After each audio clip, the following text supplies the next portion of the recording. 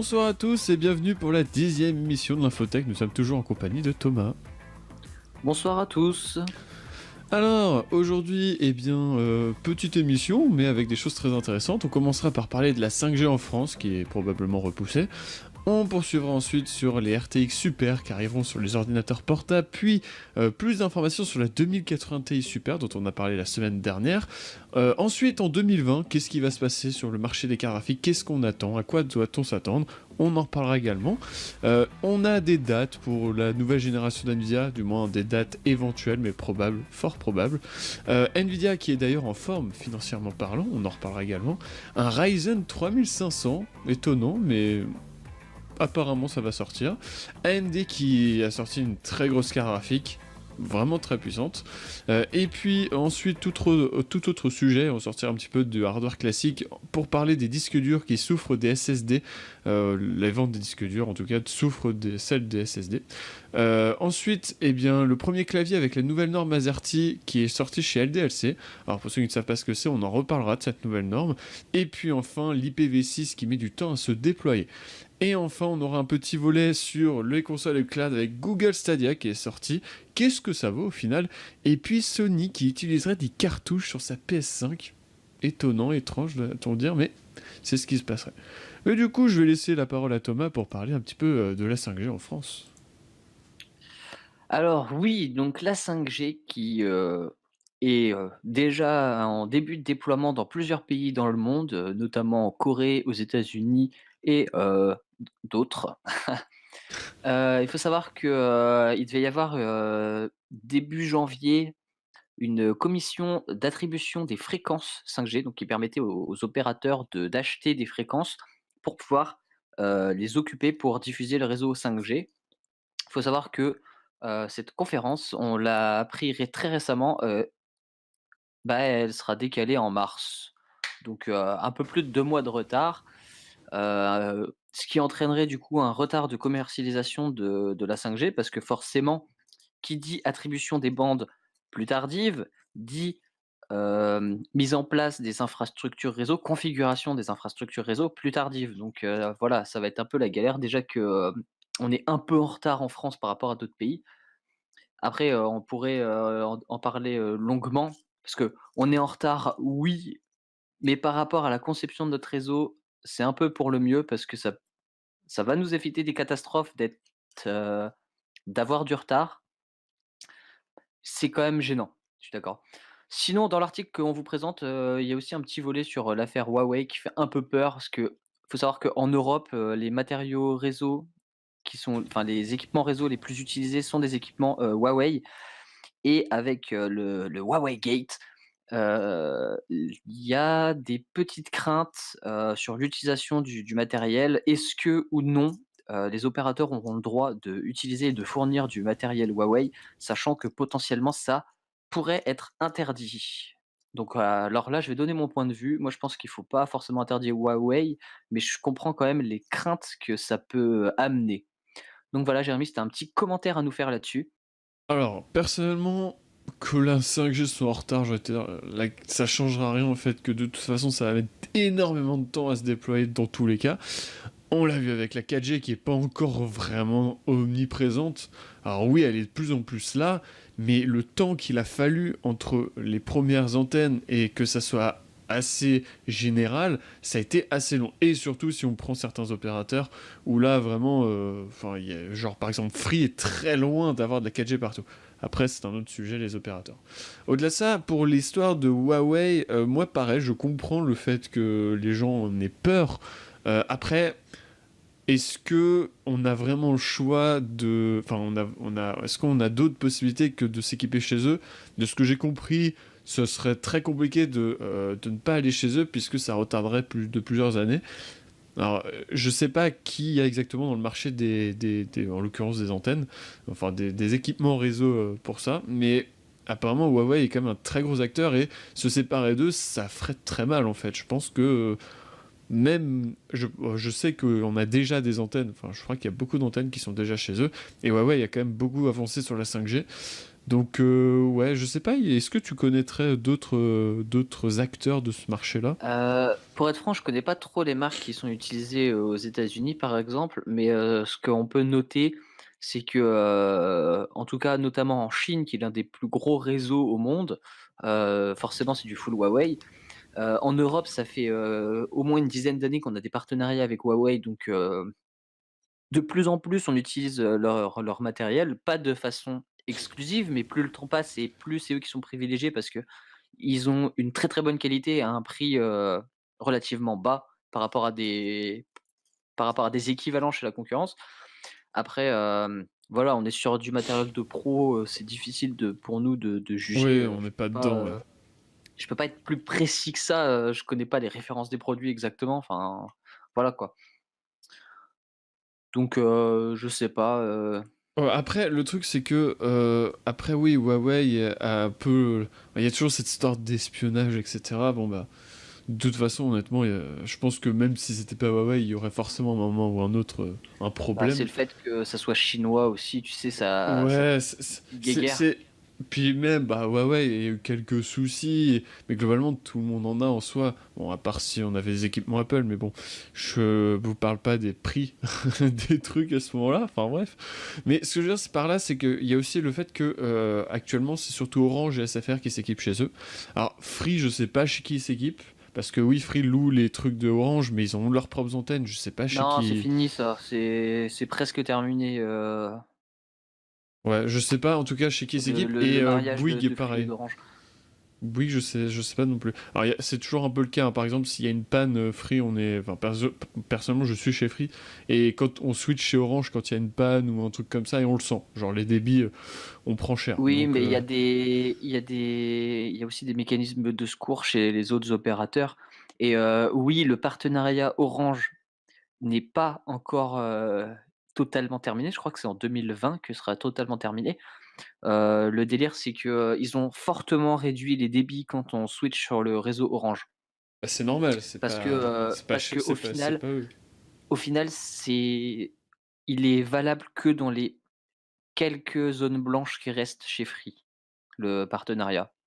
Ouais, c'est vrai. Pour le reste, Free a aujourd'hui, énormément d'antennes 4G et il couvre très, très bien le territoire. Enfin très, très bien. Pas au niveau Ouais. d'Orange, mais Après, suffisamment pour que ça soit c'est très, au très niveau viable. des débits où ils sont un peu moins bons, mais on en avait parlé dans un infotech précédent. Oui, c'est des Voilà. débits moyens. Ouais, c'est Faut des débits prendre ça moyens. aussi en compte. Orange est meilleur en 3G, mais Ah, des bonnes mais pointes en 4G. j'ai fait des meilleures pointes en 4G Free qu'en 4G Orange. Ah, Enfin bref, nous divagons un peu beaucoup. ouais, On va non. peut-être aborder, les RTX qui arrivent enfin sur nos ordinateurs portables. Alors, les RTX tout court, les 2000 tout court qui sont sortis donc il y a un an maintenant, ont été déjà présentes. Actuellement, on peut trouver des ordi portables avec des RTX 2060, même des 2080. Sauf que depuis que les super sont sortis, ont été annoncés, etc., on n'avait pas de nouvelles si ça allait arriver un jour sur les ordi portables.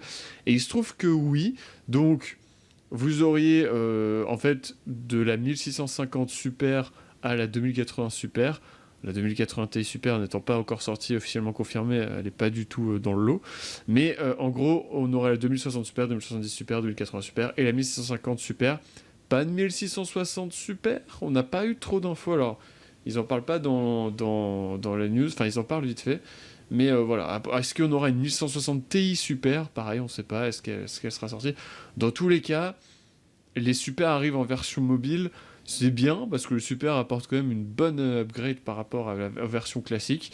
Après, c'est un peu bizarre, j'ai un peu du mal à cerner Nvidia parce que, ok, c'est très bien de vouloir vraiment se mettre partout, mais à quelques mois d'une possible annonce de la nouvelle génération, même si elle sort quelques mois après l'annonce, ça fait un peu bizarre. Je veux dire, il y a des gens qui vont acheter des ordi là et tout, bah ouais, ok, ils vont avoir des super, mais ça va peut-être faire un peu d'ombre à la prochaine génération, alors à moins qu'ils soient vraiment sûrs que la prochaine gen, ça soit une révolution, et qu'ils savent aussi que leur version mobile de la prochaine gen va mettre une plombe à sortir et que du coup ils prennent les devants. Ça peut être ça aussi. Alors, si tu veux mon avis, je pense que la prochaine gen, même si on va en reparler, va être annoncée, pas si tard que ça dans l'année, je pense que les livraisons, ce sera vraiment en fin d'année. Je sais Oui, pas, c'est trop sûr. comment tu vois la chose, mais, Enfin, moi la sortie des Super, maintenant, ça peut pas dire que dans moins d'un an, on va rendre disponible la prochaine gen. Pour moi, c'est ah, qu'il va y avoir, oui, il il va va y y avoir avoir un temps encore de mort. l'attente. Ouais, voilà. C'est pour ça avec aussi la Il y 2080 aura les questions de Ti prix aussi. Super. Alors, ouais, là, ça c'est un autre débat. Mais après, est-ce que peut-être ils se font pousser aussi par AMD, qui commence aussi à revenir un peu sur le devant de la scène sur ce point-là, avec leur architecture Navi et leur 7 nanomètres. Alors, même si c'est pas une concurrence incroyable, je pense que ça leur met un petit peu de pression en mode il faut qu'on maintienne l'avance qu'on a. Peut-être que ça joue aussi, je sais pas trop, il y a pas trop d'explications. Dans tous les cas, c'est quand même une bonne chose parce que les cartes en super sont quand même bien. À part la 1650, ne l'achetez jamais. Mais le reste, c'est quand même des bonnes cartes, on peut y aller. Et ça fera surtout descendre les prix des PC portables avec les versions classiques. Donc, c'est que du bonus pour nous. Voilà. Super. En parlant Super. de super, RTX super, on va peut-être s'attaquer à la RTX 2080 Ti super. Je sais pas Ouais. ce que tu en penses? On a des petites news. Alors, on en avait déjà, parlé, la semaine dernière. J'en avais un peu parlé les semaines d'avant et tu me disais que tu croyais moyen. Bah, ça se C'est vrai. confirme de plus en Je, plus, je croyais moyen malgré tout. jusque-là. Alors, on en sait un peu plus sur les probables, très probables specs. Ce serait un GPU de génération Turing, comme toutes les RTX jusqu'à maintenant, hein, je dis pas de bêtises. Oui, c'est ça. Avec 4608 coups d'accord, donc c'est, les cœurs qui s'occupent, de calculer les graphismes, les 576 Tensor Core, alors ça je suis pas sûr, mais ça doit être un truc genre un délire intelligence artificielle, non? 72 RT Core qui sont, dédiés au ray tracing, 288 textures unit et 96, ROPS. Ça, j'avoue que je maîtrise pas trop, peut-être que Jérémy, tu pourras nous éclairer. Des fréquences de 1350 MHz jusqu'à 1770 MHz en boost, tout ça avec au moins 12 gigas de GDDR6 à, 384 bits et 16 gigabits seconde. C'est assez. C'est Alors, énorme. c'est assez énorme, d'autant que, en gros, c'est la moitié en termes de mémoire. Si on monte, parce que du coup, il est évoqué d'avoir de la RAM jusqu'à 16 Go de mémoire RAM vidéo, ce qui est, je crois, du jamais vu dans les versions normales, tu vois, enfin, les non-titans en gros. Et du coup, ça serait. Alors, Ouais. si on est à 12 Go en GDDR6, attention, ça veut dire qu'on a on a une demi-titan RTX en mémoire. Ouais, c'est pas mal, on va pas se mentir, c'est quand même pas mal. Et en puissance, on n'est pas très, très loin de la RTX au final, hein. Pour un De prix, la Titan, de presque la, un ti de la Titan de la Titan RTX, ouais. RTX, pardon. Pour pratiquement un tiers du prix. C'est clair. Après, il y a plein de trucs qui rentrent en compte, il y a le prix. Alors, il y a beaucoup de rumeurs qui disent que, en gros, elle va sortir au même prix que la 2080 Ti, et que du coup, la 2080 Ti va descendre. Moi, je pense que c'est moitié ce qui va se passer. Je suis pas sûr que la 2080 Ti va beaucoup descendre parce que ça reste une excellente carte. En revanche, moi je pense surtout là, on commence à presque toucher le milieu, vraiment le début du milieu professionnel avec une telle carte, avec autant de puissance, et ça sera On est déjà certainement. dans le milieu professionnel, hein. Ouais, alors, pas vraiment parce qu'à ce moment-là ils prennent des titans RTX, tu vois. Genre, si t'as Bah, vraiment besoin d'une puissance. les vrais pros, il y a encore des cartes au-dessus Ouais, que ouais, il y a tu les pas au quadros, courant, il y a mais les voilà. quadros, entre autres. Mais je veux dire, il y a un milieu professionnel, on va dire, le début, tu vois. Et je pense que celle-là, ben, elle permet d'avoir un bon compromis entre une 2080 et une 2080 Ti en soi, et une 2000, enfin une Titan. Ça permet d'être au milieu au final, et c'est assez intéressant, je pense, pour le marché. Donc voilà, ça se confirme en tout cas, c'est vrai. Et c'est de plus en plus vrai, ça sonne de plus en plus vrai, donc bon, on verra. Hein, mais ça fait une carte de plus et le catalogue des RTX commence à être assez gigantesque, hein, avec entre les classiques, les super, les TI, Ça commence à être assez monstrueux comme catalogue, hein. Il commence à y avoir du choix, même si les versions classiques sont plus en production. Mais actuellement, vous pouvez trouver les versions classiques qui sont encore en stock à des prix, genre les 2060 à 300 euros pour en avoir une. Je veux dire, une 2060, c'est le prix d'une 1660 Ti neuve. Du coup, profitez-en. Voilà. Moi, j'ai à peu près Donc terminé. voilà, bah, j'ai rien de plus à dire là-dessus non plus. Je viens de voir, 2 petits commentaires dans le chat. Donc je rappelle que d'ailleurs vous pouvez, commenter à n'importe quel moment. On essaye de vous répondre, dès qu'on voit vos commentaires et pas au milieu d'un article bien sûr, mais entre 2. Donc il y a Experetoto qui nous dit: «Perso, il y a que Orange qui passe chez moi, que ce soit la fibre ou la 4G». Je sais pas où tu habites, mais oui, il y a des zones où il y a qu'un seul opérateur qui passe. Après, ça se développe, ça se démocratise vite. Ah, La 4G, ça m'étonne un petit peu. Après la fibre, par contre, ça m'étonne pas parce qu'il faut savoir, qu'il y a des contrats d'exclusivité d'1 an. Donc, si la fibre a été mise chez toi il y a moins d'1 an, c'est normal qu'il y ait qu'un seul opérateur disponible. après, Après globalement, ça peut prendre plus de temps que ça, hein. Vraiment. après oui, ça peut prendre plus de temps que ça. Au bout d'1 an, ça veut pas dire qu'il y ait tout de suite, quelqu'un d'autre qui va arriver. Mais normalement, à partir d'1 an, ils peuvent arriver. En dessous d'1 an, c'est la loi qui dit qu'ils Bah, c'est peuvent un pas, contrat s'entendre. aussi. C'est Oui, un c'est des contrat délires aussi. de contrat, c'est celui qui installe la fibre a 1 an d'exclusivité. Voilà. Après, tu nous demandes si c'est mieux un Intel i5 9400F ou un Ryzen 5 2600 avec une RTX 2060. Je connais pas le i5, 9400F, mais je pense, Jérémy, tu me confirmeras que le Ryzen vaut largement plus le coup. Globalement, je vais checker un truc. Le Tu vas aller checker les Ryzen. perfs sur Ah, internet, c'est ça? ouais, ouais, ouais. Alors, techniquement, le Intel est un peu plus performant sur certains points.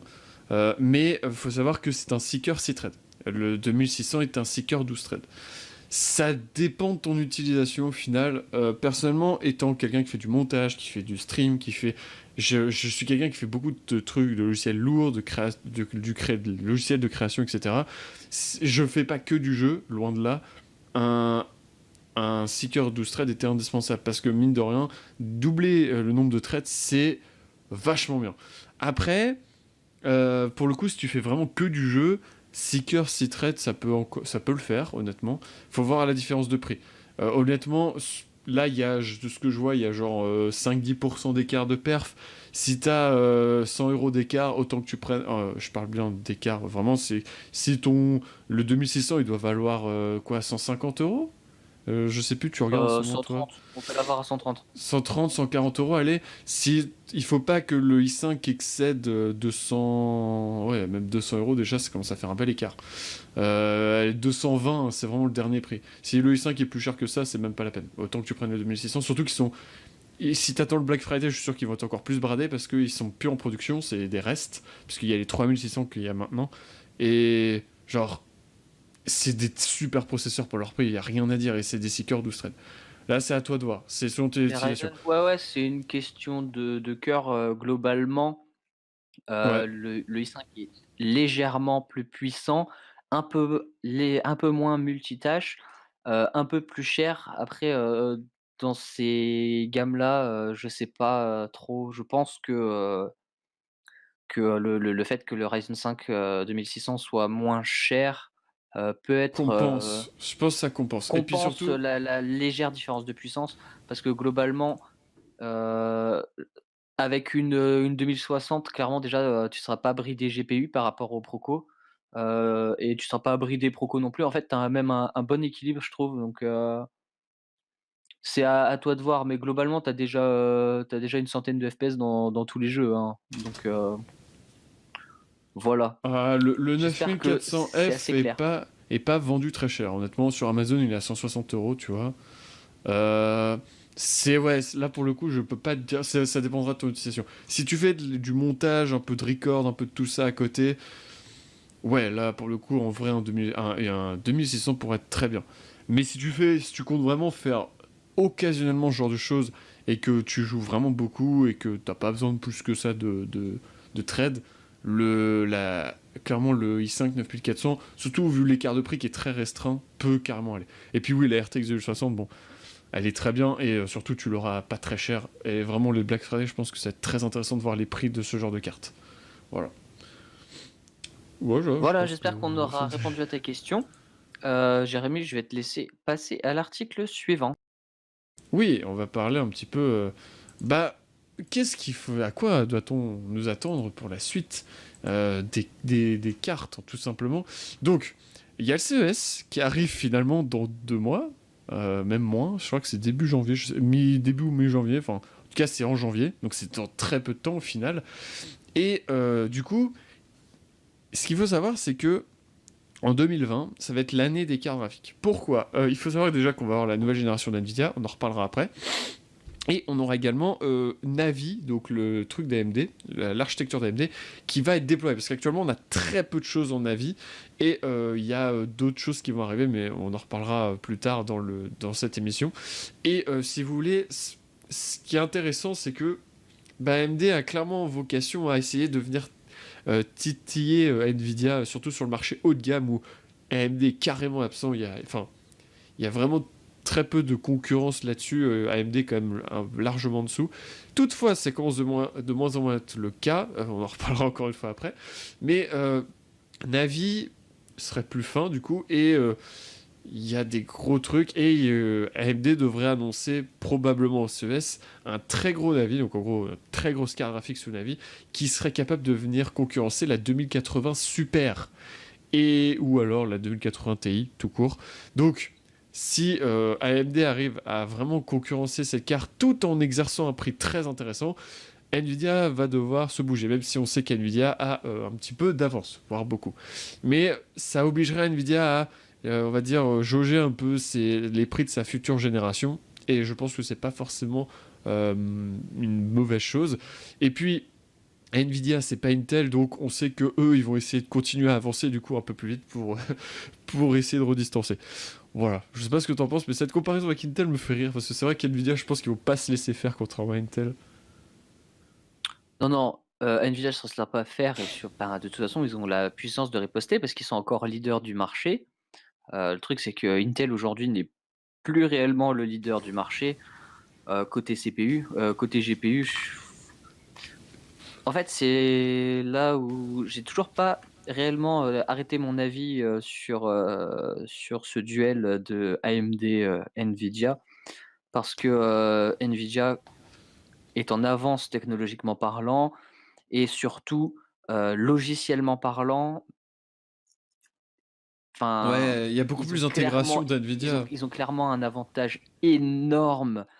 Et c'est-à-dire que si on n'utilise pas un moteur de jeu comme, Unreal Engine par exemple, déjà les technologies AMD, ça veut dire il faut un effort en plus pour les implémenter. Et même sous Unreal, tu sens les différences de perf, entre Nvidia et AMD par rapport au logiciel, je parle. Parce qu'il faut savoir que, un GPU équivalent à un Nvidia, en termes de spécifications techniques, le Nvidia tourne au moins 30 mieux Ouais. pour du matériel totalement équivalent. Et tout ça, grâce à une optimisation logicielle. Mais du coup, voilà, c'est pour ça que, c'est compliqué, cette petite guerre-là. Après, je pense que c'est bien que AMD soit dans la course parce qu'au moins ils régulent les Il y prix a un de Nvidia parce concurrent, ouais, que voilà, ça fait un peu de Nvidia, pression. pratique quand même des prix très élevés, Ouais, je trop trouve. élevé. Trop, un peu trop, ouais, là-dessus. C'est pour ça qu'il faut que AMD baisse pas les bras, mais de toute façon, ils ont pas vocation à baisser les bras. Et en vrai, il y a des choses qui sont assez prometteuses, on verra les prochaines, mais clairement, le Navi, qui est donc leur nouvelle architecture, va vraiment se développer, se démocratiser chez eux. Et je pense que Nvidia l'a vu venir, c'est pour ça qu'il y a toutes les super qui sont sorties. D'ailleurs, la plupart des cartes super qui sont sorties cette année, c'est pour riposter à AMD, pour conserver une avance, parce que ils ont vu qu'AMD revenait un peu. Mais voilà, ça reste intéressant de voir ça. Et perso, j'espère de tout cœur qu'AMD va au moins réussir à remonter un peu en perf et tout. Et je pense qu'ils peuvent le faire. Après, ils n'arriveront pas à la cheville d'NVIDIA tout de suite. En tout cas, peut-être jamais. Mais je veux dire, s'ils arrivent à... surtout sur je pense, au bas et milieu de gamme, euh, S'ils arrivent à pas mal faire jouer les prix, ça fera un peu baisser les prix chez Nvidia et ça sera pour le mieux. Voilà. Voilà, du coup, je crois que je vais passer à l'article suivant. Et oui, on parle d'Ampère, donc la prochaine génération d'NVIDIA, et cette fois-ci on aurait des dates entre guillemets, mais potentiellement une annonce avec une date. Oui, alors, il y a une rumeur qui disait, que en gros, il y a une conférence qui se tiendrait entre, attends, parce que je vais dire n'importe quoi. Il y a la GPU Technology Conference qui, servirait de tremplin en fait pour le 7 nanomètres, de notre petit NVIDIA. Donc les nouvelles cartes graphiques, qui seront sur l'architecture Ampère.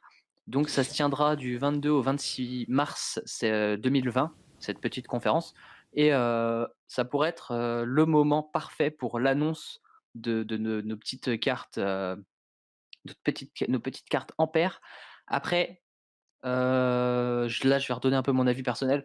Heu, Annonce, il y aura peut-être, franchement j'y crois, je suis assez, Moi je pense aussi. je pense Franchement, que c'est assez mars, plausible. ça leur laisse le temps de Sur fignoler leur truc. Surtout que ça sera les 2 ans de l'architecture, Turing de De RTX du coup, l'annonce. De l'annonce, de attention, pas de la l'annonce. commercialisation. Après, voilà, niveau disponibilité, je pense qu'on sera plutôt sur un fin 2020, C'est même à peu près peut-être comme les Turing.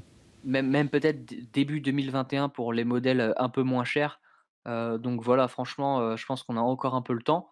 Parce que aussi, on n'en parle pas et j'ai pas vu de rumeurs ou d'articles passer, là-dessus. Heu, on sous-entend fortement qu'il y aura que du RTX, mais moi j'y crois moyen. Je pense qu'on va nous reclaquer, encore une dernière gêne de GTX. Je sais pas ce Non, que tu en non, penses? non. Non, Je sais pas. ils mettront pas ils remettront pas une gêne de GTX pour plusieurs raisons. La première, c'est que je pense déjà les RTX qui sont actuels vont suffisamment baisser en prix pour être accessibles pour beaucoup de gens. Et vraiment, je pense aux versions super du coup. Non, ça sera ça. Je pense par exemple à 2060 Super qui va largement descendre et qui, selon moi, ne justifiera pas du tout de refaire une génération de GTX. Surtout que s'ils les remettent au même prix que les 1600, c'est même pas la peine parce que, en gros, les 1600, bon, du coup, ça serait peut-être les 1700, ce serait bizarre, seraient au prix, en gros, des 2000 quelque chose qui seraient actuellement sortis. Oui, elles seraient peut-être plus performantes, mais il y aurait plus le RTX et ça aurait très peu d'intérêt et ce serait très illogique de la part d'NVIDIA eux qui veulent absolument développer le RTX, donc je suis pas trop d'accord là-dessus. Moi, je comprends le côté RTX, tu pas le RTX, c'est moins cool, mais honnêtement, je pense qu'on a besoin encore d'une gêne, qui dispose des derniers trucs en puissance, sans forcément avoir le ray tracing, matériel. Parce que, oui, c'est cool, mais de toute façon, c'est pas encore assez implémenté et oui, ils veulent le développer, mais de mon point de vue, après, c'est pas moi qui fais les études de marché. De mon point de vue, il y a encore une demande, qui Bah, actuellement n'est pas forcément, très bien comblée. Bah si, en fait, selon moi cette demande,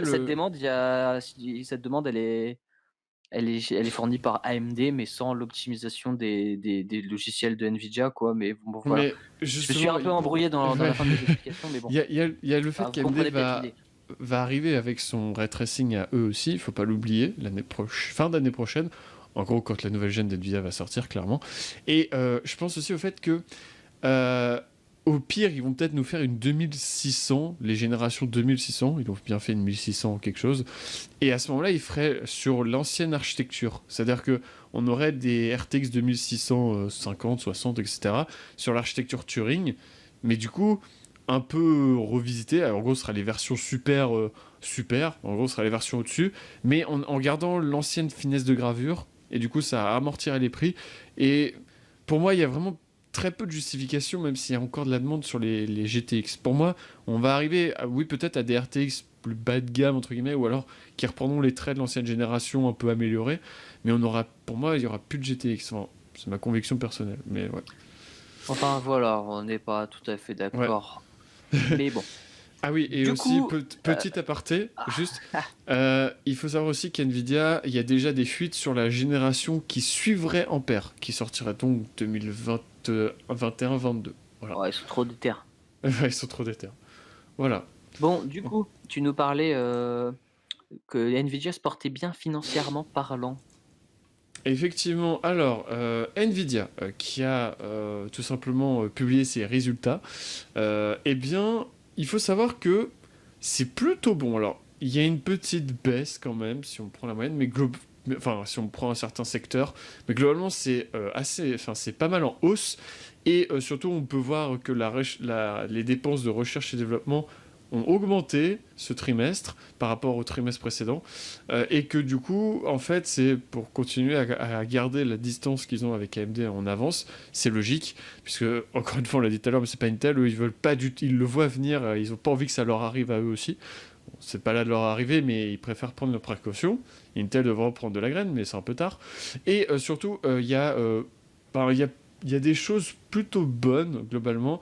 Euh, Il y a quand même une baisse sur certains secteurs, notamment puisqu'il y a l'année dernière, à cette période, c'était plutôt la fête du cryptocurrency, du minage. Alors, c'était pas vraiment les cartes Nvidia qui étaient prisées pour ça, mais ça en faisait partie.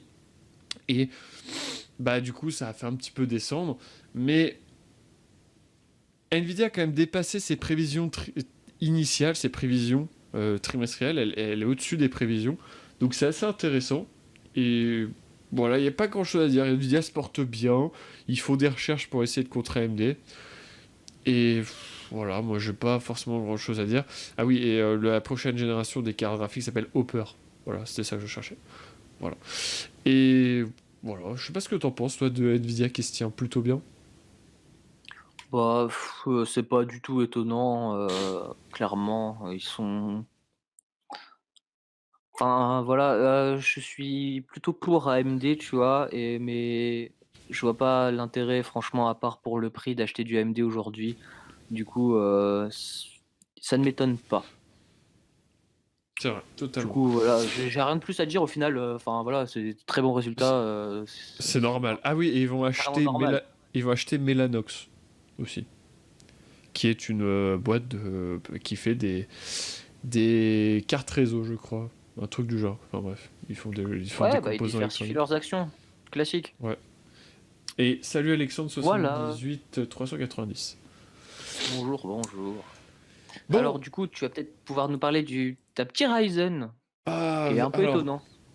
c'est étonnant, mais alors personnellement, je l'ai vu passer quelques fois en rumeur, en coup de vent, mais bon, personnellement, j'ai pas fait trop attention, mais en fait, il est assez intéressant. Alors, malheureusement, donc c'est le Ryzen 5 3500 qui a été confirmé d'ailleurs, c'est même plus une rumeur. Et alors, il faut savoir que ça va être un Seeker C-Thread. C'est intéressant parce qu'actuellement, AMD, c'est soit du 4.4, il y a du 4.8 aussi. Je parle bien sur la troisième génération. Euh, et après, on passe direct à du 6.12. Il n'y a pas de 6.6. Là, on va avoir un 6.6. Intéressant, je pense surtout au prix.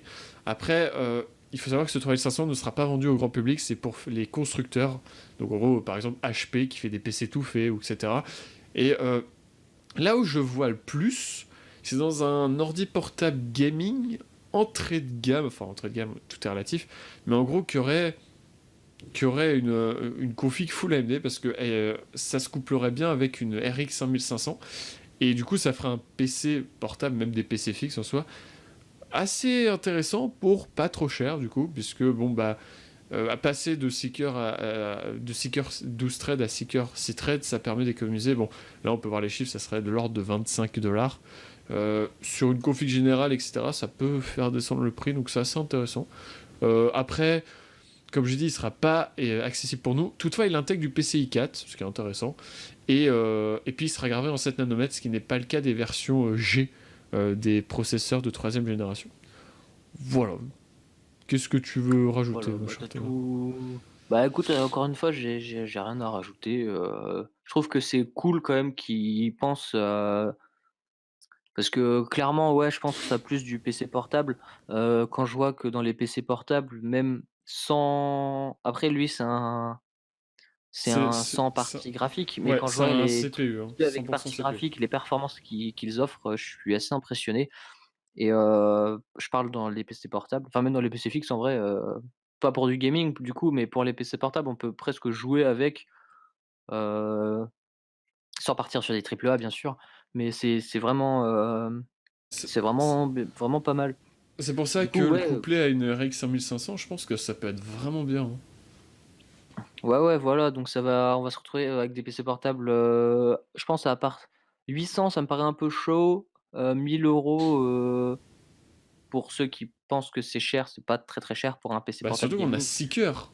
Genre, 1000 € actuellement, Intel c'est beaucoup de 4, hein. Alors il y a souvent l'hyper-trading, c'est vrai, mais c'est beaucoup de 4. Ah non, Ouais, quoi qu'il donc n'y a pas voilà, moi souvent l'hyper-trading. ça me fait plaisir, je trouve que c'est cool.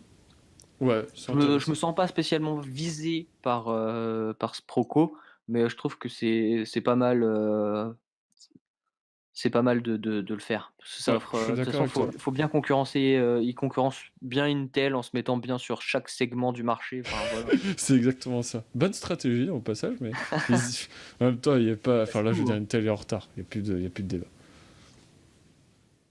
Du Voilà, coup, donc peut-être, on continue chez AMD, le tout prochain simplement. article, c'est encore une Euh, petite carte graphique. une petite. Alors, je suis Bah tombé oui, non. là-dessus en faisant mes recherches pour du coup cette émission. Et bah, je m'attendais pas du tout à ce qu'AMD présente un truc pareil. Donc, cette carte graphique, c'est une Radeon Pro. Donc, ça ne nous est pas destiné, c'est vraiment pour les professionnels. Par contre, enfin, je sais pas, on n'a pas les prix. Et vous allez voir que les specs sont juste monstrueuses. Donc, pour commencer, vous pouvez voir que on a 5 mini DisplayPort derrière. C'est pas mal. On a un port USB type C. Cool. Et surtout, elle peut gérer les écrans en 8K. C'est une des premières cartes graphiques que je vois passer comme ça et qui va être en PCI 4. Donc, voilà.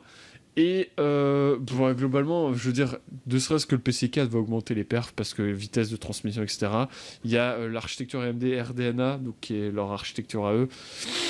Pareil, c'est très intéressant. Il y a des grosses perfs et voilà, et ça peut gérer les écrans UK. Enfin, je veux dire, c'est un monstre. Enfin, vraiment, c'est un monstre. Et pour une aussi grosse carte graphique chez AMD, je peux vous dire que c'est assez étonnant qu'on ait que un 6 pins et 4 et 8 pins. C'est-à-dire que là, en 10 pins, on peut. Enfin, je dis n'importe quoi. C'est 6 pins et 8 pins. Et c'est-à-dire que. Bah, en 14 pins, on peut l'alimenter. Ce qui est plutôt bon. Voilà. Je sais pas ce que toi tu penses de ce monstre, parce que AMD qui sort ça, moi j'étais un peu en mode, ah ouais, quand même, c'est. Et c'est en 7 nanomètres, c'est important aussi. Bah ouais, bah écoute, faut commencer à préparer, ces produits chocs pour faire une vraie concurrence à Nvidia, en fait. C'est là que la bataille commence, hein. C'est vrai. Non mais voilà, en plus on n'a pas entendu encore parler de PC 4, pour Nvidia. Surtout que vu que c'est que le début du PC 4, je suis pas sûr que Nvidia le propose tout de suite. Je sais pas ce que tu en penses, mais ça va être, Bah, surtout que il faut Nvidia. d'abord que les gens soient équipés avant de pouvoir Oui, leur donner voilà. des trucs en PC 4. Nvidia, je Parce que je pense suis qu'ils pas sûr visent qu'ils beaucoup le soient marché équipés. du. Ils visent beaucoup le marché d'Intel. Enfin, jusqu'à présent, c'était beaucoup ça. Et du coup, ils aimaient bien suivre Intel. Bon, j'espère qu'ils vont se détacher parce que c'est fini. Mais ce qu'il y a, c'est Bon, ça qu'AMD, du commence, hein. coup, AMD a vraiment son écosystème. Ils gèrent les processeurs, ils gèrent les cartes graphiques. Du coup, ils peuvent tout faire corréler, ce qui est très intéressant. Et du coup, oui, Bah, Nvidia, on Intel sait se lance pas dans le si. graphique, hein. Oui, on sait pas. Oui, mais eux, Lol. ils sont pas en PCI 4, ils le supportent même pas. Mais je veux dire, ils sont pas. Non, mais je veux dire, je parlais d'écosystème. Ouais, mais je veux dire, ouais, on en reparlera de ça. Mais ce que je veux dire, c'est que Nvidia, ils sont encore. On sait pas s'ils vont être en PCI 4 pour la prochaine gen. Il y a moyen. Le truc, c'est qu'ils savent aussi que techniquement, le PCI 6 doit sortir 2021. Donc, du coup, peut-être pas, j'en sais rien. En vrai, s'ils font pas du PCI 4, c'est vraiment dommage. Vraiment dommage. Après, Bah, ce serait bien qu'ils fassent du PCI 4, mais le truc, c'est qu'il va falloir qu'ils fassent aussi du PCI 3 en même temps. Parce que, je suis désolé, mais, je vais pas mettre, tout de suite, 200 balles dans ma carte mère et 300-400 balles dans mon Proco, juste pour pouvoir, mettre une carte graphique en PCI 4, tu vois? J'ai peut-être envie d'avoir la carte graphique, de la oui, nouvelle gén voilà, il y a ce avant problème-là d'être aussi. équipé en PCI 4. C'est pour ça que je Peut-être, dis, c'est le PC 4 est trop tôt. Parce que sur un port PC 4, tu peux brancher du PC 3, c'est compatible. je pense, ouais, On est d'accord pour je peux l'instant. vérifier. Bah, je Mais pense, est-ce ouais, je que vois pas pourquoi mais il y a de du coup, est-ce problème. que l'inverse c'est vrai? Est-ce que tu peux brancher du PCI 4 sur un port PCI 3? Je ne sais pas, c'est Ah là oui, du j'avoue, c'est PCI 3 sur un le PC 4, ça marche, parce que c'est actuellement le cas chez moi, mais PCI 3 sur PCI 4 ça marche, mais du coup le PCI 4 sur PCI 3, on sait pas. je sais pas, honnêtement, Ouais, je je suis pas sûr, pense pas. je suis pas sûr, tu vois? Donc c'est là où ça pose problème. Du coup, ils vont être obligés de nous faire des cartes en PCI 3. Sinon comment on va les brancher? Ouais, je sais pas. La question se pose, ouais, effectivement. Après, là, en l'occurrence, ça vise les pros, donc je comprends AMD de dire, bah, Oui, vous oui, avez, oui, pour les stations de chez nous, travail, c'est chez normal. nous, vous avez tout l'écosystème que vous pouvez, tout est compatible PC 4, vous avez les processeurs, il y a les Parce que Threadripper, il y du a les coup, ce très sera gros Ryzen. pour mettre avec un Threadripper, c'est ce que je disais, Ouais, ce que je pense. et il y a donc le Threadripper, on a tout ce qu'il faut en carte mère, le chipset, tout ça c'est bon, et voilà une carte graphique qui peut marcher en PC 4. Profitez-en bien. Voilà. C'est un avantage que AMD a déjà. Alors qu'Intel, oui, même s'ils sortent leur carte graphique l'année prochaine, bon, bah on en reparlera quand ils sortiront, parce que pour l'instant, c'est pas. J'ai vu passer un ou deux trucs, mais ouais, c'est pas encore tout à fait clair. Et puis ils visent pas vraiment le segment gaming et tout, donc je sais pas trop. On verra, c'est affaire à suivre. Voilà. Donc voilà, on va passer à l'article suivant. Je me permets au passage de vous rappeler que si vous voulez commenter, réagir à ce qu'on dit, il n'y a pas de souci, le chat est là pour ça. On peut, on essaye de lire en même temps. Et du coup, on va s'attaquer au marché du HDD, donc les disques durs à plateau. C'est pour ça qu'il y a la petite référence bit dur, parce que c'est sur des disques durs à plateau. Sous-entendu à plateau. C'est un peu bizarre d'ailleurs, parce que SSD au final c'est du dur aussi. Ouais, Enfin, c'est pas des plateaux c'est un magnétiques, mais bon. disque. Voilà, c'est ça, c'est la différence. Là, on parle du marché du plateau qui est en baisse. Et je vais pas vous citer tous les chiffres parce que je les ai pas très bien en tête, mais vous pouvez lire l'article, il sera dans la description au moment de la rediffusion.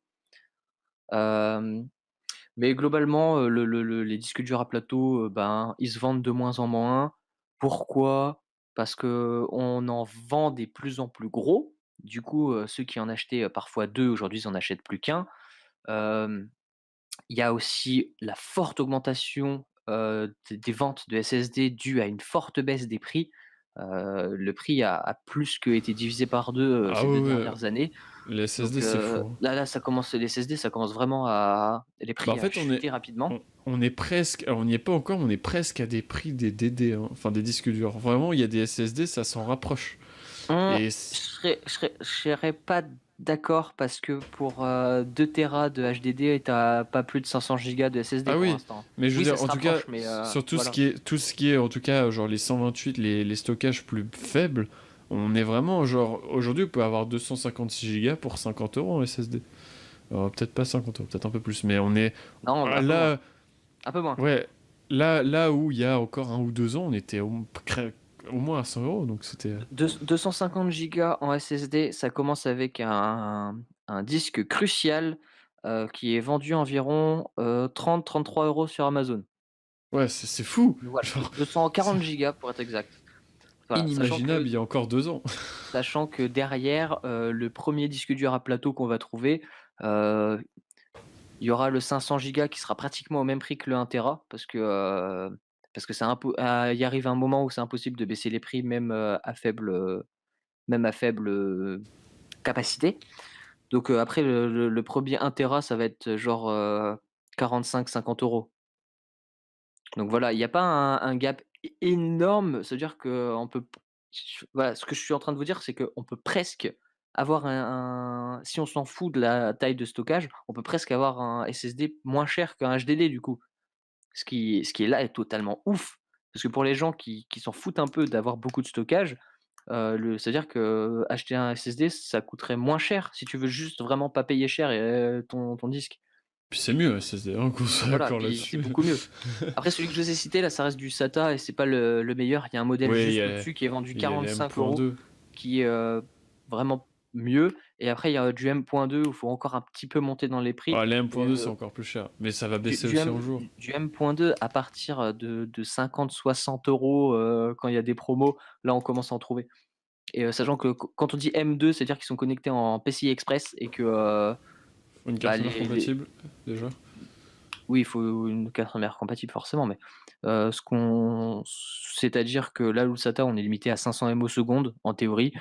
En PCI, on est à 2-3 gigaoctets Ça secondes. dépend de la Là, norme ça dépend PCI de la aussi. qualité du SSD, ça dépend plus du connecteur, alors que les SSD SATA, c'est vraiment le connecteur qui bride. Bah après, ça dépend de la norme PCI, hein, parce que les PCI 4, tu montes plus haut. Et il y a des SSD M2 qui sont Oui, mais les sortis en SSD PCI 4. Et ils sont plus ultra chers par contre, hein. Et c'est oui, que des mais grosses je capacités. je suis pas sûr qu'en vitesse, ils soient réellement plus hauts parce que, les SSD, NVMe qu'on a en PCI 3, pour l'instant, ils ont pas encore atteint la vitesse max du PCI 3, hein. Alors, atteindre la vitesse du PCI 4, on n'y est pas encore tout à fait, tu vois? Ouais. Enfin, voilà, donc je sais qu'il y a Apple qui travaille avec, des constructeurs qui leur fournissent en vitesse des SSD de ouf. Heu Pour des trucs faciles à acheter pour nous, c'est encore difficile à trouver des trucs, supérieurs à 3,5 gigaoctets secondes Bah tu et vois, là, déjà on paye cher. j'ai un truc en lecture, tu peux monter à 5 gigabits par seconde en PCI 4, alors que PCI 3, 3,5 gigabits, c'est déjà très bien. Donc ouais, on a quand même une upgrade d'au moins 1 giga. Moi je parlais pas en gigabits, hein, je parlais même en gigaoctets, hein. Ah, c'est un grand B, c'est un byte, si tu Ah, préfères. Donc du oui, coup, alors, précise bien dans ce cas-là. ouais, c'est... Et puis même Donc voilà. en écriture, tu peux monter à 4,2, alors que en PCI 3, du 2,7, c'est déjà bien. Tu vois, donc il y a quand même un upgrade. Oui, on n'y est pas encore, on n'est pas au double, mais c'est déjà pas mal. Mais après, oui, les prix, c'est pas les mêmes non plus. Voilà. Donc voilà, sinon en plus, les HDD d'ailleurs, si vous êtes pas au courant, aujourd'hui on en fait, jusqu'à 16 téras. On a des 18 et des 20 téras qui vont pas tarder à arriver notamment chez Seagate et Western Digital et Ouais. j'ai, vu passer des protos de, 32 téras sur internet. Enfin voilà, niveau C'est HDD, un peu gigantesque, hein. Mais non mais les HDD ont encore de c'est pour ça l'avenir que les pour prix le baissent. gros stockage, hein. On a vraiment Ils ont encore des... beaucoup d'avenir parce que les HDD, on les sous-estime. Parce que nous, pour nous, dans nos têtes, les HDD, c'est que du SATA. Il faut savoir qu'il y a un autre connecteur qui n'est pas du tout démocratisé, pour le particulier, mais qui est beaucoup utilisé dans des gros serveurs, plus rapide que le SATA. Plus le fait que des HDD de grosse capacité, globalement, il y a un accès de données légèrement plus rapide que sur des SSD des HDD de petite capacité. Plus le fait qu'on les connecte au minimum en RAID 5 dans des serveurs. On fait même du RAID 6, maintenant la plupart du temps, pour avoir des sauvegardes et des récupérations de données, très faciles, au cas où il y en a un qui grille. Mais il faut savoir que le fait qu'il soit connecté en RAID 5, c'est un accès au moins 2 fois plus rapide que la Ouais, vitesse, voilà. réelle du disque. C'est C'est ça qui est ouf. jusqu'à 4 fois plus rapide d'ailleurs. C'est pour ça qu'on se met en RAID 6, franchement, les vitesses, elles sont tout simplement hallucinantes et incroyables et même mieux que ça, en lecture, on peut se mettre en je crois c'est 5.1 et 6.1 où là, il y a encore doublement des après il y a les 1.5 aussi. Enfin bref, il y a des trucs, un peu plus complexes encore qui, font qu'il y a plus de doublement de données, ce qui fait qu'en accès de données, on peut accéder sur plusieurs disques en même temps, ce qui fait que du coup, forcément, c'est plus rapide encore. Donc là, voilà, on a des technologies de ouf qui permettent de débrider un peu les manques de vitesse qu'on a, ce qui fait qu'on se retrouve avec des vitesses de SSD au final, hein, quand c'est stocké dans des gros serveurs. Donc au final, c'est pas mal cool. Et voilà, avec ça, avec des grosses capacités de stockage, on a toujours les problèmes au niveau écriture. L'écriture est toujours un peu longue, mais vu que c'est plutôt du coup destiné à du web, il y a plus d'accès que d'écriture. Ouais. Donc voilà, je pense que j'ai bien résumé rapidement où on en est, C'était très, très bien, c'était parfait. donc voilà. C'était Après, je complet. sais que ça parle pas à tout le monde, tout ça, mais je vous invite à aller chercher un C'est peu sur important quand internet, même, parce que vous avez tous ça, hein. l'histoire des raids, c'est vraiment cool. C'est RAID, c'est vraiment cool. Allez regarder, raid 5, raid 5.1, raid, 1.5. Après il y a aussi du 5.0, mais moi je suis moins fan. Après c'est des histoires de goût personnel. Non, mais après vous pouvez chercher c'est quoi les nuances, mais globalement il y en a qui sont un peu plus rapides, un peu plus d'autres un peu plus sécurisés. Donc voilà, franchement, c'est Allez juste des voir, quoi. interfaces de connexion et de sauvegarde des fichiers. Ouais. Donc voilà. Du coup, il y a toujours pas de commentaires, tu vas peut-être nous parler de ce petit clavier qui est vendu 13 € je crois chez LDLC? Alors, LDLC, qui, j'espère vous le connaissez, qui est vraiment très présent dans la vente en ligne de matériel informatique, eh bien, a sorti un nouveau clavier. Alors, pourquoi vous allez me dire, ouais, un clavier, ouais, c'est bien. Sauf que ce clavier adopte la nouvelle norme NFZ 71-300, autrement dit la nouvelle disposition AZERTY. Alors, il faut savoir que, je sais plus si c'était quand, c'était en début d'année, il me semble, que une nouvelle norme a été votée pour les claviers afin d'avoir plus d'accès à tout ce qui est caractères spéciaux, etc. Parce qu'actuellement, si vous voulez faire un E dans l'eau, par exemple, enfin, ouais, un E dans l'eau, un O dans l'eau, je sais plus comment on dit, globalement, les E majuscules, tout le genre de choses qui sont ultra relous à faire actuellement, en fait, sur la nouvelle disposition, et on peut la voir ici d'ailleurs, eh bien, elles sont accessibles beaucoup plus facilement, vous pouvez le voir, et c'est trop bien, genre, vraiment. Et alors, il y en a qui vont être un peu perdus, parce qu'il y a clairement des symboles qui ont changé de place, genre par exemple ce U là, il est parti, je sais pas où d'ailleurs, il a bougé.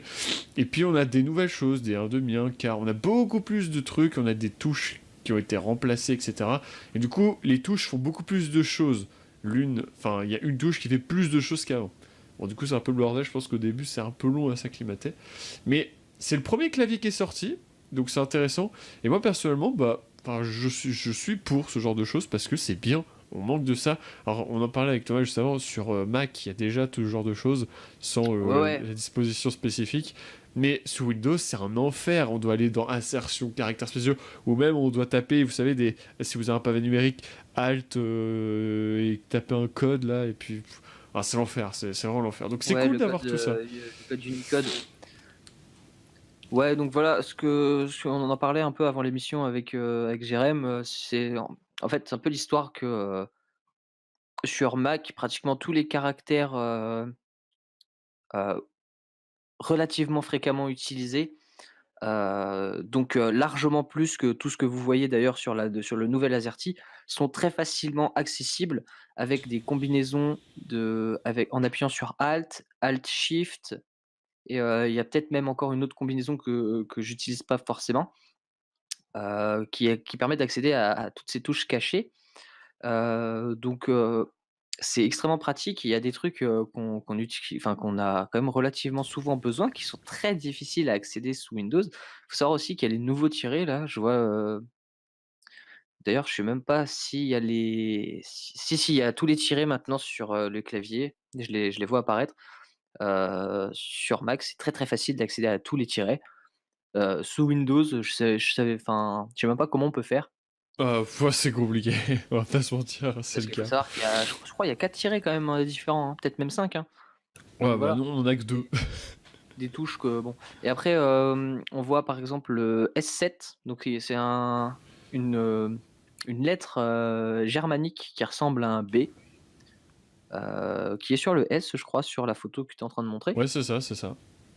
Heu, bah, Bah, genre, sous Windows, en fait, impossible. c'est là où Impossible c'est de le mettre. compliqué. Sur le clavier Querz, donc le clavier germanique, il y a une touche clairement pour avoir accès à ce S7 et voilà, c'est que parce que, en allemand, par exemple, c'est indispensable.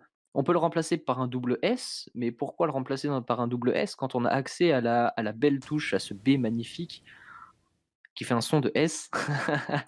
Alors que, voilà, c'est un truc couramment utilisé, en Allemagne. Pour nous c'est sûr que l'AZERTY en réalité c'est très français, latin. Je sais pas, en Italie, qu'est-ce qu'ils ont comme clavier? Je sais Mais pas non voilà, plus. l'AZERTY c'est quand même, une norme française, même si on s'en fiche un peu en France de cette, lettre, Bah, ça ça peut être quand même dépend, hein, pratique. ayant fait allemand LV2, je sais que c'était chiant quand je devais écrire des trucs, quand je devais Bah, moi j'étais copier-coller en ce LV1, symbole. imagine, j'en ai fait plus tôt que j'ai dû l'utiliser plus tôt que toi cette C'est touche, c'est là. c'était ouais, c'est genre il y a plein de trucs qui font que moi je suis assez content qu'on ait ce genre de choses dessus parce que l'Allemagne est quand même un pays frontalier et mine de rien, l'Allemagne a pas mal enseigné au même titre que l'espagnol. Alors je sais, oui, l'espagnol, il y a point d'interrogation à l'envers par exemple, genre de trucs. Bah, là, il est enfin dispo. Il y a beaucoup de choses qui manquaient qui sont là, des choses bonus. Et surtout, alors toi, ça te paraît bête parce que sur Mac, t'as pas de souci. Mais genre, tout ce qui est A et majuscule, oh, c'est un bonheur de les voir parce que, genre, ça, sur Windows, c'est l'enfer de trouver ça. Ah ouais, il faut savoir que sur Mac et sur, pas mal de normes d'ailleurs qu'on retrouve, sur, des distributions Linux, Ouais, sur Linux aussi. hem, le shift, par exemple, vous voyez la touche, 2, Maj, la touche 2, la ouais. touche, 2 où il y a le et avec un accent.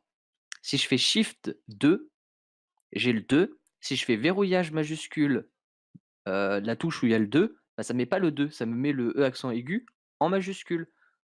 Ça, Ce c'est qui trop fait bien. que pour avoir accès aux chiffres, je suis obligé de faire un shift et sur le clavier américain, c'est l'inverse. Parce que par défaut, sur les claviers américains, ça nous met le chiffre et il faut faire shift pour accéder au deuxième caractère. Mais voilà Alors, et enfin du coup, c'est là, un ça. truc, depuis que j'ai switché, franchement, c'est une galère au final, il y a quelques années, on mettait pas les accents, en informatique. On disait: «Ouais, on met pas les accents en informatique». De plus en plus, on les voit partout. Ça commence à devenir une habitude de les mettre. Merci Word, qui corrige automatiquement, Ah enfin qui met ouais. automatiquement, l'accent, en début des mots quand il y a sur les majuscules. Mais voilà quoi. Donc l'avoir nativement pour pouvoir taper dans n'importe quelle condition comme on veut, c'est cool. Après je pense aussi, je vois le E dans l'eau. C'est Pourquoi trop. le E dans l'eau n'était pas déjà sur la touche du haut? Ah Parce que bah, c'est un mystère. Et ça, on l'utilise, on l'a beaucoup en langue française. Il y a œuf, le mais U accent, partout. pareil. Le accent, ouais, On pareil, avait c'est vrai. une touche spéciale pour le U accent, pourquoi il est pas à côté du U? Tu Bah, fais le juste U un accent, alt il U est, par exemple et il est hop, tu sur as le un U accent, c'est trop cool. pourcentage. Il est sur le pourcentage, quoi. C'est ouf. Non mais Non, ouais. voilà, enfin là je- pour le coup mon U accent je l'ai aussi sur une touche à part, ouais. mais du coup sur ma touche du U j'ai d'autres trucs. Ouais, moi, J'ai notamment comme j'ai le dit, je suis vraiment content d'avoir cette mise à jour. Oui, tu as le. Sur la touche du U, tu as le. bah, sur le O j'ai le E dans l'eau d'ailleurs et sur le U j'ai, tu sais les petits ronds, en indice là pour, degrés Celsius. Ah oui, ok. Ouais. Voilà. Ah, tu as ça, je l'ai Globalement sur en la vrai je sais même touche. pas où je l'aurais si j'avais Une pas ça. touche bizarre.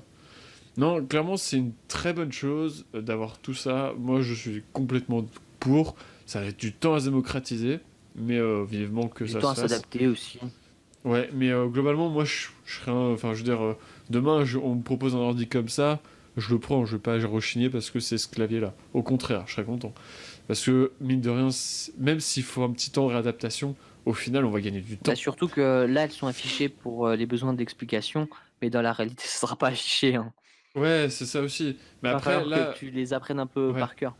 Ouais, bah après, Après une fois que tu c'est sais quand tu naturel, les tu vois. quand tu en as besoin et que tu sais que du coup, enfin, tu les utilises une fois, 2 fois, 3 fois, 4 fois, après tu retiens où c'est, ça te paraît naturel. Bah, par exemple, tout ce qui est E majuscule, toi, Surtout qu'il encore y une a fois, ça te une paraît bête, certaine mais logique c'est quand même qui a simple. été adaptée. Ouais. Et puis, on voit aussi d'ailleurs pour accéder aux majuscules, c'est Alt-GR plus Maj, et la touche que vous voulez, quand c'est en haut à droite. Quand vous Moi, avez ce que je en vois bas à encore droite. plus, par contre, qui va littéralement améliorer votre vie, parce que c'est déjà par exemple sur les Mac, la touche arrobase. Ah, Il y c'est a plus vrai? besoin de faire contrôle alt ou alt GR C'est sur, Alt-GR 0. C'est cette 0 actuellement. maudite touche, je crois que c'est la 8. Non, c'est 0, la touche arrobase. C'est la touche 0. OK, Ouais. bon c'est pas très, très loin. C'est pas très loin, mais c'est 0. Donc enfin, pour faire le arrobase, c'est natif. Mais surtout qu'on l'utilise tout le temps. Tout le Mais monde a une oui, en adresse fait, dans mail. notre société aujourd'hui, enfin nous on est en études d'informatique, donc forcément en plus, dites-vous que quand on prend des notes, l'arrobase, c'est aussi un truc de dingue. On s'en sert tout le temps, on en a méga besoin. On envoie plein de mails. C'est une tannée de devoir, faire alt-gr pour avoir notre Oh arrobase là, parce que c'est horrible. enfin ça demande quand même une certaine coordination des doigts, tu vois? Ça ne permet pas de taper rapidement, de faire un alt-gr parce qu'en plus il est à droite, c'est pas très pratique. Genre notre main droite habituellement, elle est plus la souris ou quelques touches, tu vois? La main gauche globalement, je sais pas si tu remarques ça quand tu tapes rapidement, ta main gauche, elle, elle va plus qu'à la moitié du clavier et ta main droite, elle, du coup, elle va moins que la moitié du clavier. Quand tu tapes vite, c'est ce que je veux dire? Ouais, ouais, Ta ouais, main gauche, tout à finale, elle fait. tape plus. Ouais. Ah, Donc je pense que c'est une voilà. bonne chose. En Même tout pour les cas, droitiers une d'ailleurs, bonne c'est bizarre, chose. mais voilà, du coup, l'arrobase, mais ça change la vie, pour ceux qui font beaucoup de bureautique, qui font beaucoup de mails, ou même, quand tu codes au final, en développement même, le arrobase, on s'en sert pas tant que ça. Ouais. En Je tout suis en cas, train de très réfléchir. intéressant Enfin bref, et très, très cool. non, c'est très cool et moi vraiment, je suis pour cette norme. Genre, j'ai hâte qu'elle se démocratise. Ça va mettre du temps, mais quand ça sera le cas, on Bon sera après, tous c'est contents. pas encore parfait. Non, c'est pas parfait, mais c'est beaucoup mieux. Genre, y a pas photo. Je préfère avoir ça, hein. Il y a du mieux. Enfin bref, on va parler rapidement, IPv6 d'IPv6, le retour. parce que, on va rapidement, boucler l'émission, voilà. Heu, on vous invite toujours, si vous avez encore des petits commentaires à réagir, il y a pas de souci, hein. On est là pour répondre à vos questions aussi quand on peut. Donc voilà, il y a quelques semaines, on vous a parlé de l'IPv6, des chiffres du début d'année, du printemps, je crois qu'ils dataient, les chiffres qu'on avait utilisés. Ouais, c'était ça, exactement. Qui était extrêmement négatif sur l'adoption de l'IPv6 en France. Parce qu'il faut savoir qu'on a un petit souci, c'est que l'IPv4 c'est presque terminé, on en a presque plus. Et du coup, pour installer des nouvelles box et donner des nouveaux smartphones, ça commence à être très très compliqué. Parce que si on peut plus leur mettre d'IPv4, il nous faut forcément leur mettre l'IPv6. Sauf que pour ça, il faut que l'IPv6 soit mis en place et bien adopté en France. Alors il faut savoir que, heu, là où on avait un Orange et un Bouygues qui s'en sortaient pas trop mal et un SFR qui puait la merde, sans être méchant, Free aussi qui était pas mal d'ailleurs. Dans le fixe, dans le mobile, tout le monde était, c'était un peu la dèche, pour tout le monde. Bouygues qui avait une légère avance et Orange qui, bon, était pas trop mauvais. On va refaire un point avec les nouveaux chiffres qu'on a qui sont c'est marqué mi-2019 mais c'est plutôt des chiffres, septembre-octobre en réalité. Donc, ce qui se passe, c'est que chez Free et Orange, on a 80 et 68 de clients en IPv6. C'est C'est activé. énorme, activé. C'est énorme et c'est génial. Enfin, c'est Ouais. génial. Bah, voilà, C'est très bon, quoi. ça Genre. désencombre le réseau. C'est des très, très bons chiffres. Hem, Là où chez Bouygues Télécom, on n'a que 20 mi-2019, donc ça, c'est un peu relou, donc c'est un peu chiant. Mais il y a quand même, de l'activation. Le mauvais poisson, c'est SFR. SFR, il y a un petit truc drôle à dire, c'est que, comment dire? Tous les clients sont 100 éligibles. de compatibilité, Mais il y a une petite mais astérix. 100 de compatibilité en ADSL. ADSL. J'ai pas précisé, mais enfin, c'est assez incroyable ça d'ailleurs, 100 en ADSL, seulement 60 en fibre, mais ça va arriver rapidement. C'est pas le souci. De compatibilité, je parle toujours. Heu, En adoption, on est à 7. C'est-à-dire que globalement, presque tous les clients sont compatibles, mais presque aucun ne l'a activé. Parce que Parce pourquoi? qu'il faut l'activer. Parce que c'est au client de le faire. Ce qui, je suis désolé, heu, il y a T'as le quelques droit de pas trop exceptions. Par dire. exemple, nous, on est un peu power user plutôt, je devrais dire. Plutôt power user, ouais. Nous, on touche un peu aux configs de nos box. Enfin, toi, je sais pas trop, mais Ouais, ouais, ouais, bah si, moi un petit peu, clairement. tu vois? Heu, Si j'étais chez SFR, oui, je l'aurais activé, bien sûr. Mais je pense à mes grands-parents. Oui, voilà, c'est ça, c'est Même pas ma donné à même tout le mes même mes monde. parents, genre, même mon père n'a jamais configuré la box, alors qu'il est relativement à l'aise quand même avec la technologie. Je commence à bégayer un petit peu, c'est pas très cool. Hem, oui, donc voilà, je pense même mon père qui est plutôt à l'aise avec la technologie, heu, genre tout ça, c'est pas trop son dada non plus. Faut enfin, les FAI, ils nous vendent du tout en un, on n'a rien à faire, rien à configurer, c'est génial, c'est la vie. Nous, on gueule parce qu'on aimerait, toucher un peu plus et au final, ils font mal leur enfin, je veux dire, ils font mal leur travail, c'est un peu, les Bah, surtout, attaquer surtout à gratuitement. SFR, parce que c'est les Mais, seuls là, dans ce pour le cas-là. coup, SFR, ils font pas d'efforts. Donc, voilà, c'est un peu dommage. Et après on peut parler rapidement aussi du mobile, Bouygues qui a activé 79 de ses abonnés, Android, heu, Orange 3 ça c'est un Orange, mauvais élève, et SFR 0. C'est Free, on encore n'a pas les pire. chi Free, on n'a pas les chiffres, et iOS pour l'instant, personne n'est basculé en IPv6 parce que, merci les configurations, pas de la faute d'Apple, hein, de la faute des opérateurs, parce que juste, je sais pas pourquoi ils le font pas alors qu'ils pourraient très bien. Surtout que ce serait une évolution sans effort. Hem, donc voilà.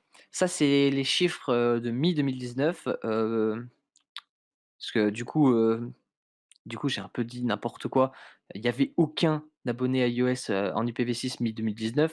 Chez Bouygues et Orange, on est déjà à 68 et 30 des iPhones passés en IPv6 actuellement, Fin en octobre, ouais. fin octobre. Ouais, c'est tout frais.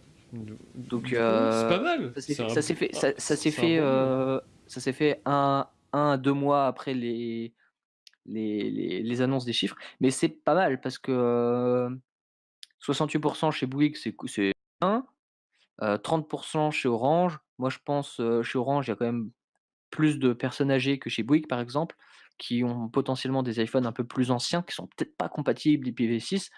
Du coup, je trouve quand même que c'est des résultats assez excellents. Donc voilà, après on voit, Free qui a pas communiqué ses chiffres, donc on manque un peu d'informations, et SFR qui globalement est très, À très la à la ramasse. traîne. À la ramasse.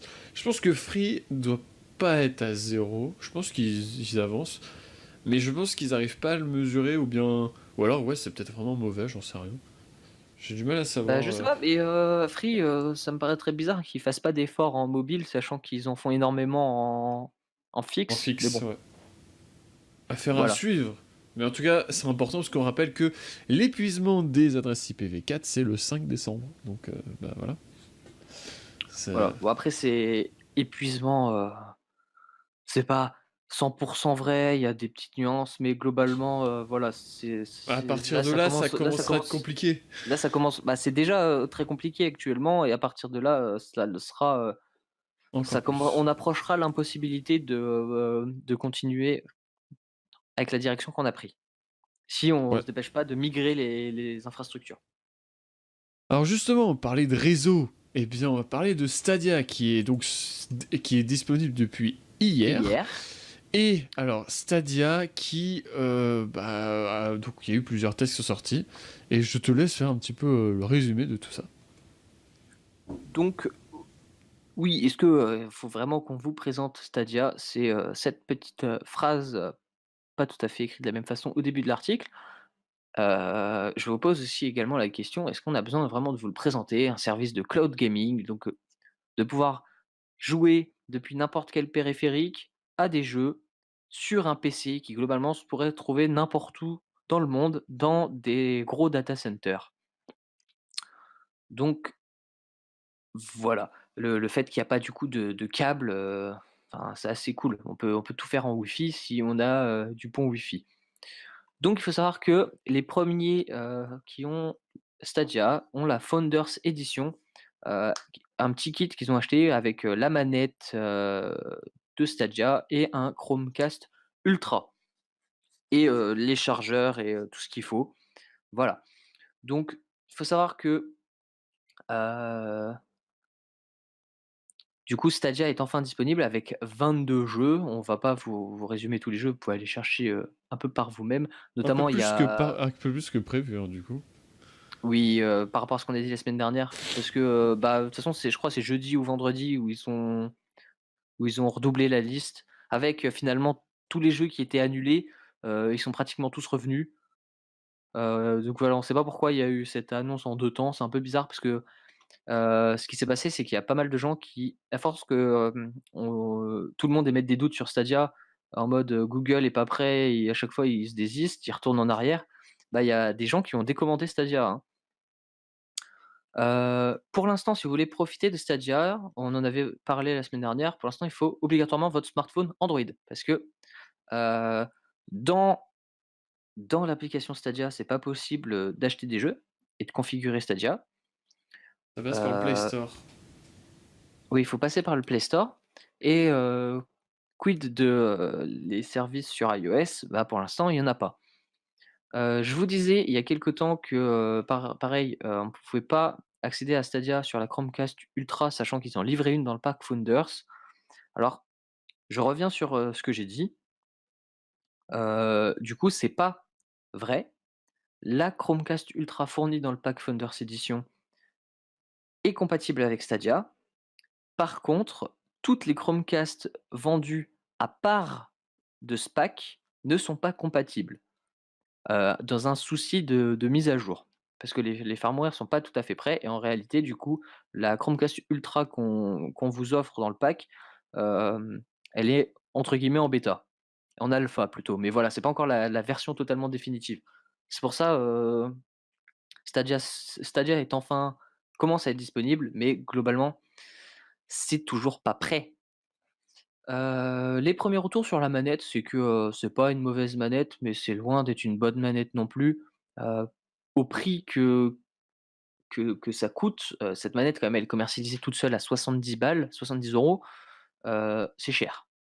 Elle vaut pas 70 € parce que, pour 70 € on a une manette, Xbox, Elite je crois, pas la maximum parce que, Xbox ils vendent une manette ultra, ultra chère, mais on a déjà une super manette Xbox qui a une bien meilleure prise en main. Ou même je pense à la manette de Switch qui est, l'une des meilleures manettes, en dessous des 100 € qu'on vende aujourd'hui sur le marché. Donc voilà, globalement, ça déçoit un peu. Stadia, d'ailleurs sur les smartphones, globalement, si vous avez pas un Pixel, pas Je vais jouer sur oublier. votre smartphone, il faut passer par la Ouais. Chromecast Ultra. Donc voilà, c'est un peu un combo de déception pour ce lancement, pas de compatibilité avec iOS, Bah, on peut rien jouer n'était sur prêt, hein. on peut jouer dans Chrome. Mais voilà. Sinon globalement niveau qualité, peu de latence, les graphismes, pas mal, c'est plutôt bien. Après bien sûr, il faut que vous ayez la coquille suisse, c'est pas aussi optimisé qu'un système comme Shadow. Les systèmes, bah, Wi-Fi 5 proche de votre box ou Wi-Fi 6 oblige. Sinon, c'est mieux d'être en filaire. Que dire de plus? Bah, du coup, là même une bonne ADSL, c'est un peu chaud. Faut vraiment taper dans de la fibre. Hem, Google nous vend aussi de la puissance, soi-disant, énorme, dans les serveurs qui font tourner Stadia. Bah, comment dire que, pour l'instant, on n'en sait pas plus sur ces monstres de puissance. Parce que comment dire que, ben, au maximum, on voit un flux 4K 30 FPS ou un flux 1080p 60 FPS.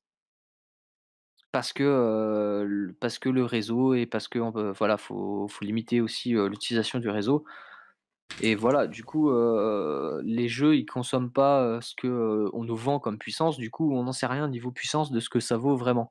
Du coup, voilà, les premiers retours de Stadia, si je dois vous résumer ce que j'en pense par rapport à tout ce que j'ai pu lire dessus, c'est que c'est pas mal, peut mieux faire, Pas complet. mais prématuré.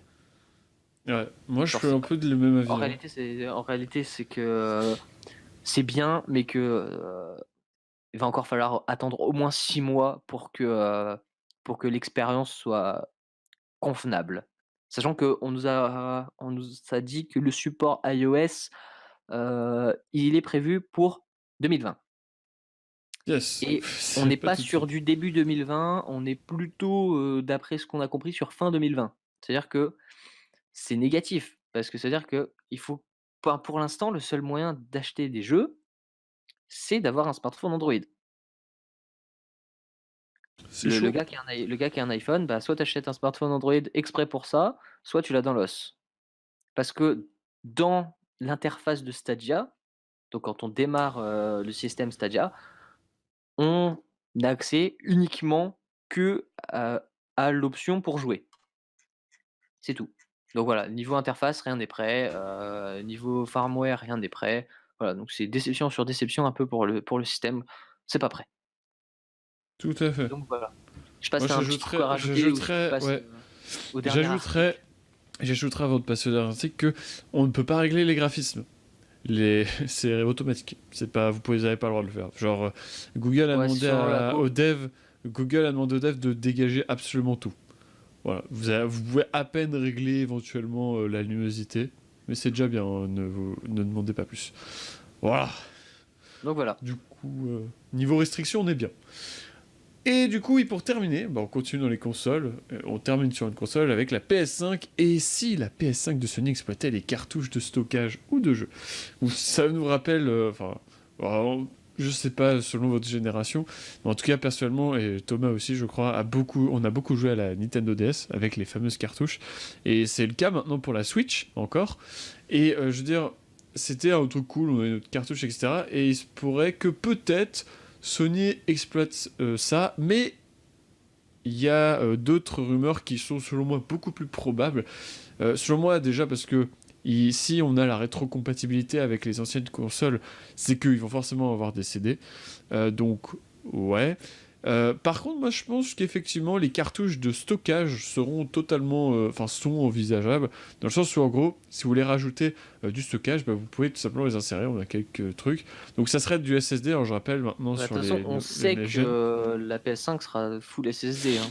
Oui, mais genre, ça pourrait du coup permettre de rajouter des cartouches de stockage, d'autant qu'on sait que maintenant les gros jeux, c'est 100 gigas facile hein, en termes de place. Presque minimum. Sur Ouais, les gros triple A, presque ouais. minimum. Donc du coup, bah intéressant, bah, je veux dire c'est cool de ça. Et je trouvais ça assez intéressant parce qu'au final, revenir aux cartouches, c'est un peu revenir au début. Enfin, je sais pas, les jeux vidéo, moi je sais pas, moi on me dit jeux vidéo, il y a les cartouches qui reviennent un peu avec le début. Ouais, on a toujours fait de la cartouche. Au final, la 1re console qu'on ait eue en CD, je sais même pas ce que c'était. C'était peut-être, une Sega. Je sais plus, j'ai Heu, déjà joué à une Sega, mais je crois que c'était encore des CD, c'était peut-être c'était, je sais enfin plus. bref, la console qui a vraiment comment on dit? Popularisé, le CD, Démocratisé, ouais. démocratisé l'utilisation des CD, c'est, la PlayStation 1re génération. Parce que du coup ce La GameCube, pas tant que ça. Bah oui, mais la GameCube est sortie après, beaucoup plus tard, hein, que Ah la oui, c'est 1re vrai, PlayStation. La c'est vrai, GameCube, c'est vrai. elle est plutôt sortie, au niveau de la PS2, hein. Ouais, ouais, ok. Ouais, c'est vraiment la première Donc voilà, PlayStation. on était en plein air Nintendo 64, on était encore sur des cartouches. Là, il y a Sony qui sort sa 1re Play, heu, donc ouais, c'est pour ça qu'on s'est retrouvé avec le début du CD. Heu, Ensuite, on a Nintendo qui a commencé à suivre, mais pas dans exactement le même format. Avec, toujours, avec des CD, mais Nintendo, il y avait un système de cartouches de stockage pour, la mémoire des jeux que tu pouvais interchanger d'ailleurs, pour les mémoires des jeux du coup, dû au problème que, sur CD on peut pas stocker, les sauvegardes, contrairement à une D'accord, ouais. cartouche. Et voilà, après, oui, la Wii, la PS2, PS3, Xbox, 1 je crois, Xbox 360 et la suite quoi. Ils sont tous restés sur CD parce que, heu à l'époque, c'était le seul support où on pouvait, avoir des coûts intéressants et beaucoup de stockage.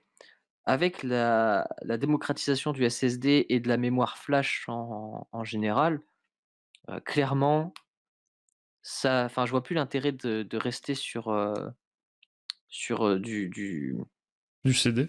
CD. Parce qu'au final, tu te retrouves enfin, tu prends n'importe quel triple A aujourd'hui qui fait plus de 100 gigas, hem, tu 2 DVD, un qui fait que l'installation, un qui où il y a un launcher dedans et en plus de ça, il y a encore du téléchargement sur internet. Parce que, c'est impossible, on n'a pas les supports adaptés pour, fournir un tel volume de données. Du coup, soit on passe totalement sur du flash, mais j'ai peur que les jeux matériels coûtent cher et le truc, c'est qu'ils vont vendre les jeux en immatériel au même prix, ça, c'est un problème. Soit on va passer sur du full dématérialisé. Enfin, c'est pour Ouais, ça, j'ai je du sais mal pas. j'ai du mal à me projeter, savoir si, on aura des jeux sur cartouche ou si on restera sur Blu-ray en l'occurrence, en fait, ou, ou s'il y aura, d'autres délires, enfin, je sais pas. Je sais pas trop. C'est vraiment une question très, très, très compliquée. Ouais. Bon, en tout cas, c'est cool. Enfin, si c'est pour juste étendre le stockage, je trouve ça une bonne idée. Moi, je trouve ça bien. Et ouais, voilà. Je pense que y a pas grand chose à rajouter là-dessus. Voilà. Bien, merci d'avoir suivi ce live. On se retrouve du coup la semaine prochaine pour la prochaine émission. Merci Thomas d'avoir été présent. Et puis on se retrouve donc la semaine prochaine. Sur ce, à la prochaine. Allez, salut!